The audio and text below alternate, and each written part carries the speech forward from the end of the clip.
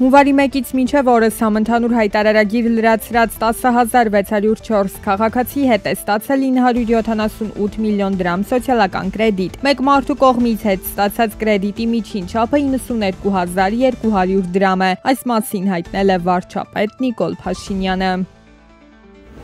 Շուրջ 1900 անհուսալի վարկառուի համար յուրաքանչյուրի եկամտահարկի չափով իրականացվել է անհուսալի վարկից ամսական մարում։ Պետական բյուջեից մարտ ամսվա համար ֆինանսավորվել է 76 միլիոն դրամ։ Ծրագրի շրջանակում այս պահին համակարգում առկա է 3200 հաստատված դիմում։ Ծրագրին կարող են դիմել նրանք, ովքեր ունեն ֆորմալ, այսինքն գրանցված զբաղվածություն։ Լիզինգի ծրագրից օգտվել է 3431 տնտեսվարող, ընդ որում ծրագրի պահանջարկն աճում է տարեց տարի։ Միայն 2024-ին լիզինգից օգտվել է 2325 բիզնես։ Այժմ ուսումնասիրություններ են կատարվում, դրանց արդյունքում հնարավոր է ծրագիրը ընդլայնվի։ Արտադրողականության խթանման պետական ծրագիրը տնտեսության վրա ամենամեծ ազդեցությունն ունեցող աջակցման ծրագրերից է։ Դրանից օգտվելով հայաստանյան ընկերություններն արդեն $1 միլիարդ սարքավորումներ են ձեռք բերել։ Լիզինգի ծրագրով պետությունն իր վրա է վերցնում հաստոցի մեքենայի ձեռքբերման տոկոսադրույքի մինչև 10%։ Դա հնարավորություն է տալիս, որ տեխնոլոգիաներն արդիականացվեն։ Մշակող-արդյունաբերության, գյուղատնտեսության և ծառայությունների մատուցման ոլորտում ներդրումներ կատարող գործարարները կարող են ստանալ փոխհատուցում իրենց կողմից կառուցված ենթակառուցվածքների համար։ Փոխհատուցվում է ենթակառուցվածքի արժեքի 70%, սակայն ոչ ավելի, քան մինչև 500 միլիոն դրամ ներդրումային ծրագրի իրականացման համար։ Ընդհանուր արժեքի 10%, 500 միլիոն դրամ և ավելի ներդրումային ծրագրի իրականացման համար արժեքի 20%։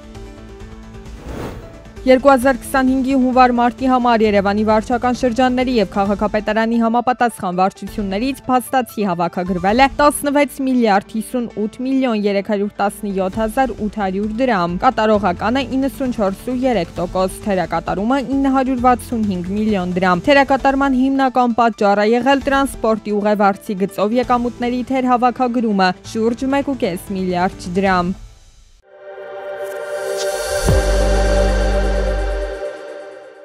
Իրանը 5 տարվա ընթացքում առաջին անգամ կվերսկսի նավթի և գազի հետախուզումը Պարսից ծոցում։ Գլխավոր առաջնահերթություններից մեկն է արագացնել հանքավայրերի հայտնաբերման տեմպերը, հորատման սարքավորումների քանակը ավելացնելով և ժամանակակից երկրաֆիզիկական սարքավորումներ օգտագործելով։ Իրանի կողմից հետախուզական աշխատանքները դադարեցվել էին 2019 թվականից ծովային հորատման սարքավորումների պակասի պատճառով։ Բիտքոյնի գինը, որը վերջին շրջանում արձանագրել էր կայուն աճ, նոյեմբերի 7-ից հետո առաջին անգամ իջել է $75,000-ից։ Բիտքոյնի անկումը գրանցվել է միանգամից 11%-ի մակարդակով։ Ներկայիս անկումը ցույց է տալիս, որ կրիպտոշուկան շարունակում է մնալ զգայուն քաղաքական և սոցիալական իրադարձությունների հանդեպ։ Կարճաժամկետ հեռանկարում բիտքոյնի գինը կարող է վերականգնվել, եթե շուկայի վստահությունն աճի, սակայն երկարաժամկետ կայունությունը կախված կլինի ինչպես քաղաքական, այնպես էլ տեխնոլոգիական և տնտեսական գործոններից։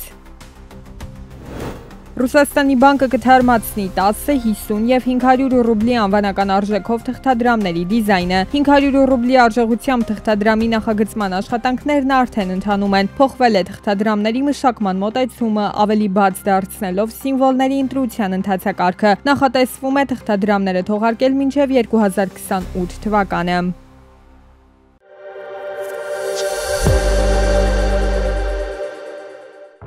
Տնտեսական հեղափոխություն ու պատմական վերջն արդյունք է Թրամփը խոստանում ամերիկացիներին, անդրադառնալով գրեթե ամբողջ աշխարհի վրա սահմանած մաքսատուրքերին։ Մաքսատուրքերն արդեն գործում են և դա հրաշալի է։ Թերհավատները մի օր կհասկանան, թե այդ միջոցներն ինչքան օգտակար են ԱՄՆ-ի համար։ Միացյալ Նահանգների առաջնորդի այս ոգևորությունը քչերն են կիսում, հաշվի առնելով, թե ընդամենը մի քանի օրվա ընթացքում ինչ ահռելի կորուստներ են գրանցվել համաշխարհային շուկայում։ Այսպես, 2 օրում ֆոնդային բորսաները կորցրել են շուրջ $6 տրիլիոն։ Չինաստանի ֆոնդային շուկան անգամ հասցրել է անկման ռեկորդ գրանցել։ 10% անկում 2008 թվականից ի վեր չէր գրանցվել։ Թրամփը այս լուրին լակոնիկ է անդրադարձել։ Ես չեմ ուզում, որ անկում լինի, բայց երբեմն պետք է դեղ ընդունել, ինչ որ բան շտկելու համար։ Պարզվում է, ըստ նահանգների առաջնորդի, մաքսատուրքերի տակ հայտնված երկրները ընտրության շատ հնարավորություններ չունեն, կամ պետք է պատասխան միջոցներ ձեռնարկել, որոնց Ամերիկան անմիջապես կարձագանքի սակագների էլ ավելի բարձրացմամբ, կամ ոչինչ չձեռնարկել ու ապրել նոր սակագներով եւ բանակցել։ Եվրոպան մեծ կարողություն է կուտակել ԱՄՆ-ի հաշվին, եւ եվրոպական երկրները նախ պետք է սկսեն ամեն տարի մեծ գումարներ վճարել Ամերիկային։ Բայց Եվրամիությունն էլ մտադիր է առաջիկա օրերին պատասխանել Դոնալդ Թրամփի սահմանած մաքսատուրքերին եւ ակտիվացնել մինչեւ 28 միլիարդ դոլար արժողությամբ հակաքայլերի առաջին փաթեթը։ Հայաստանը եւս անմասն չմնաց Թրամփի սահմանած մաքսատուրքերից։ Օրեր առաջ հայտնի դարձավ, որ մեր երկրից ապրանքների ներմուծման համար կգործի 10% մաքսատուրք։ Միջազգայնագետի դիտարկմամբ սա մեղմ ասած դրական հետևանքներ չի ունենալու։ Սա նշանակում է հայկական ապրանքների գների բարձրացում ԱՄՆ շուկայում, ինչը կազդի դրանց մրցակցության վրա։ Որոշ առանցքային ոլորտներ կարող են տուժել պահանջարկի նվազման պատճառով, մասնավորապես ալյումինի, քարերի, թանկարժեք մետաղների, գյուղատնտեսական արտադրանքի եւ ալկոհոլի արտահանումը։ 2024 թվականին Հայաստանի եւ Ամերիկայի Միացյալ Նահանգների միջև ընդհանուր ապրանքային առևտրի ծավալը գնահատվել է 282.4 միլիոն դոլար։ Ամերիկայի ապրանքային ներմուծումը Հայաստանից նախորդ տարի կազմել է 121.6 միլիոն դոլար, ինչը 8.4%-ով կամ որ նույնն է 11.1 միլիոն դոլարով նվազել է 2023-ի համեմատ։